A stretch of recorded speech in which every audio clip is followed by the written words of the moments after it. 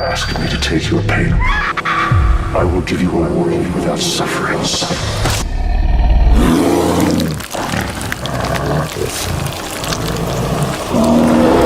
What the...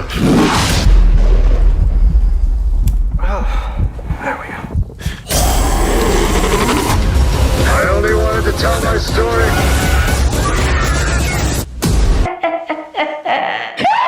Action!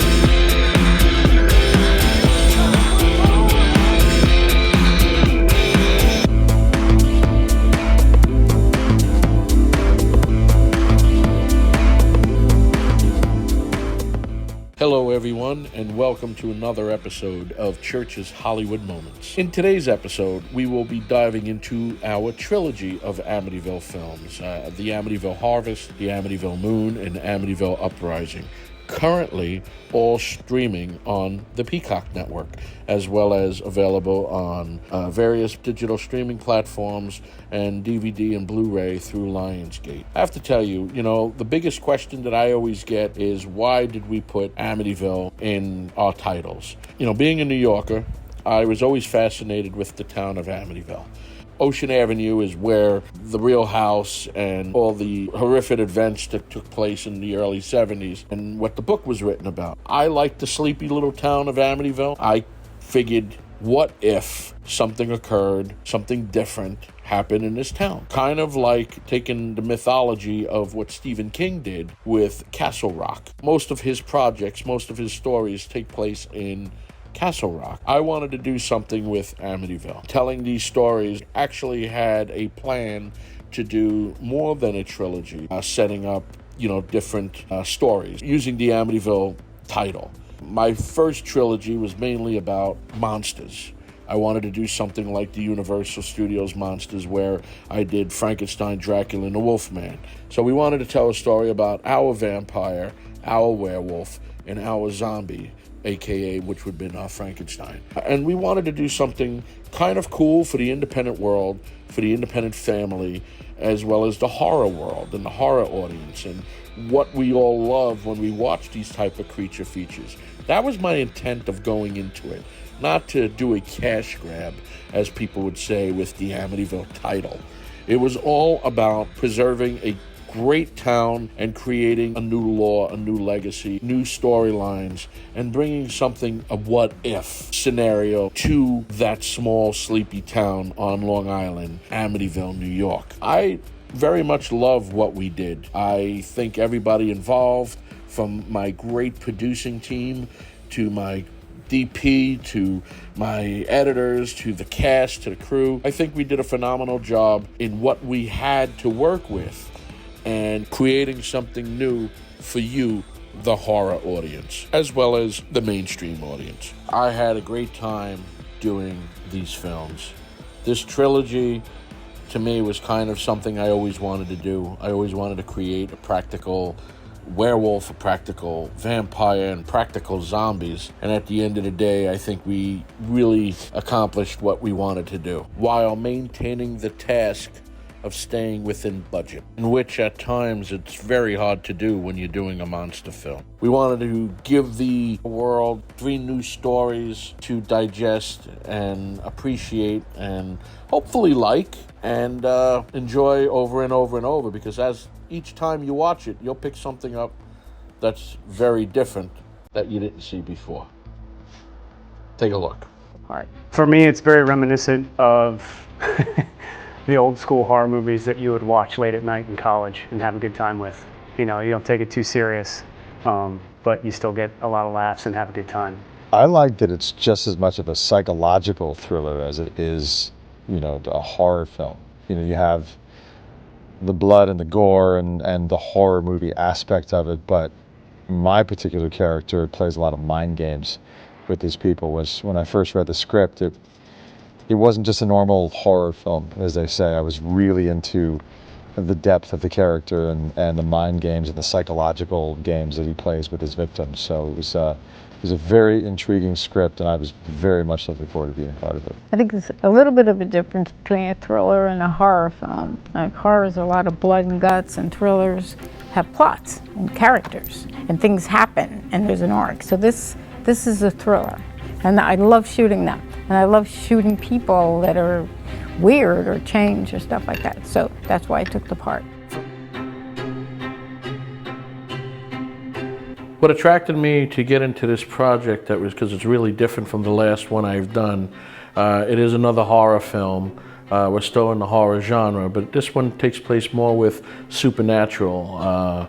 We're dealing in a different world. It's very atmospheric. We're telling a vampire story that's very different than the Bela Lugosi styles of the original Dracula and current adaptations of a vampire. We wanted to do something really, really cool, really, really fun, and very much scary. We wanted to scare the hell out of you, the audience. I miss you a lot. I'm so lost without you.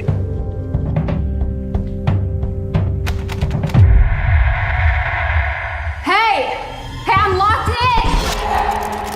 Stay with me. Forever.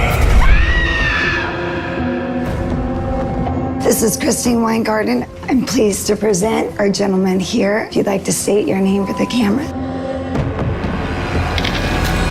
My name is Vincent Miller. I'm opening my doors to you all to film here, and I'm here to document my family's history, their involvement in the Civil War. In this house, I can't explain this. I hear you great. Nothing from him. evil is everywhere. The last place Lana Hill was actually seen as a funeral parlor. Trapped. Ask me to take your pain. I will give you a world without suffering. Hungry. There is definitely something weird here. We're gonna find it. When darkness gets in, Come, my precious. no one Grab your phone. Let's get the hell out of here. Now. gets out alive. Sadiekatz. Paul Logan. I only wanted to tell my story. The Amityville Harvest.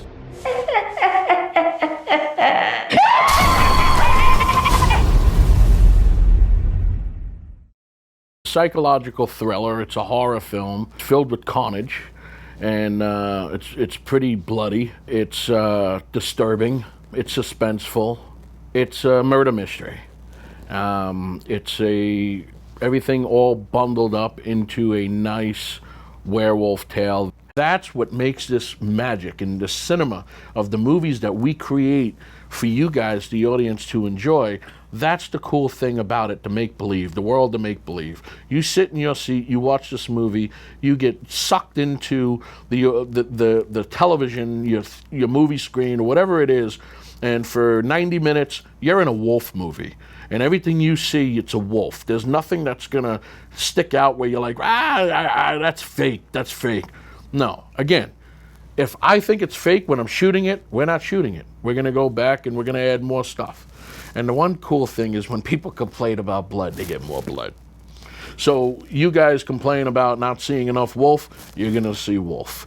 And the project that we've created for you is, to me, top notch. So again, I hope you guys enjoy this movie. I loved making this film. And now, ladies and gentlemen, the Amityville Moon. God, it's creepy down here. Yeah, let's get out of here. Did you hear something? Mr. Nolan, Carla Montgomery. Go find them. Take them back to the halfway house. I pray to God that you bring our girls back safe and sound soon. A search for runaways. I think you're only gonna find one girl. Why's that? Because she's dead. Gone. Taken. Just like the others. Will turn into something sinister. I got a lead on one of the girls. Now who has got you running? Hey, can I help you with something? I'm only here to take her back to St. Matthias. Screw you. She's not going anywhere.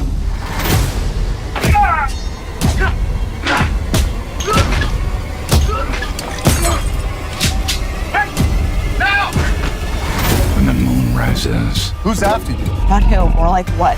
the beast Silver Bullet? You got a werewolf problem at this church? is unleashed.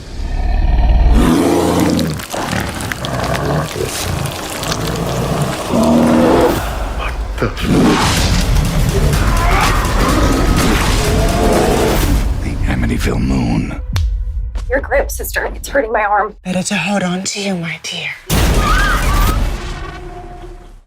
I know that this is like a cliche that's used in our business, but it's really true with Tom. Tom is an actor's director, maybe because he's had some acting experience himself, but the way that he's able to communicate, first of all, I love his writing and his vision, and so that gets me excited right off the bat. But when you get on set with him, he knows exactly what he wants, but then has this flexibility, whether it's conversing with the executive producers or a producer or an actor, to be able to say, okay, this is what I wanted to do, but this is what it's evolving into, and he's comfortable with it, and he still is able to make it work. I think he's brilliant. He's a brilliant writer, director, and he's just going to do more amazing things after this. This is going to be kind of his calling card and something that he's going to be really well known for. Church is very much an actor's director, and this is the first time that he and I worked on a long production together, and we have different methods of working, And the first day we had a couple of things where we were just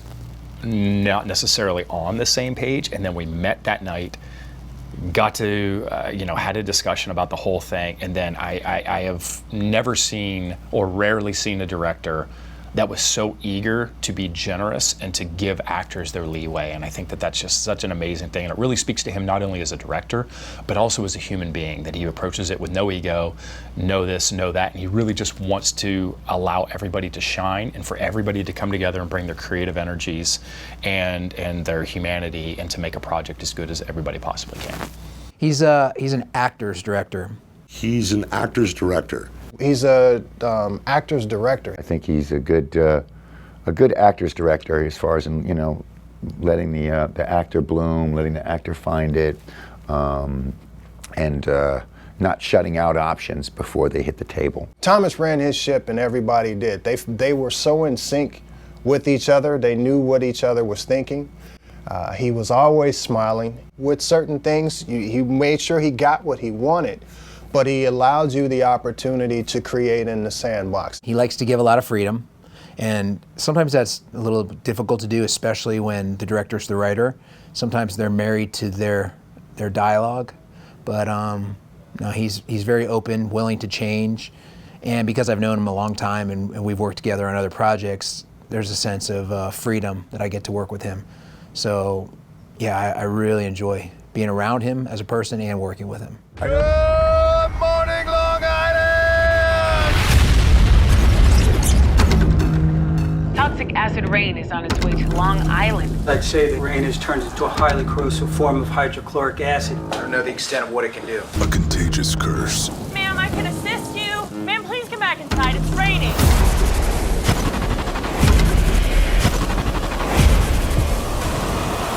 Once it makes contact, Ira, we need help. What happened to it? Rain.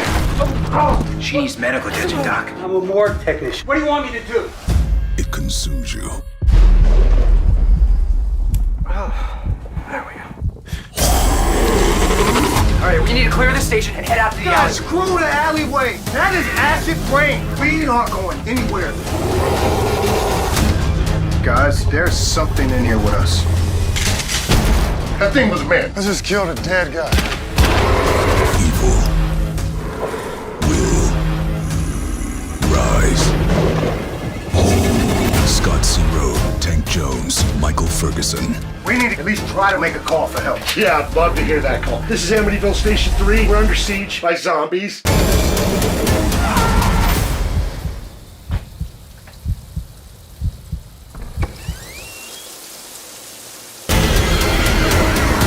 Amityville Uprising.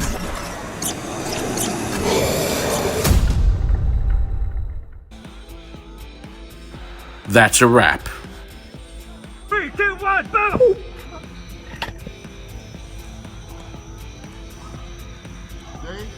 Hold, don't move. Cut.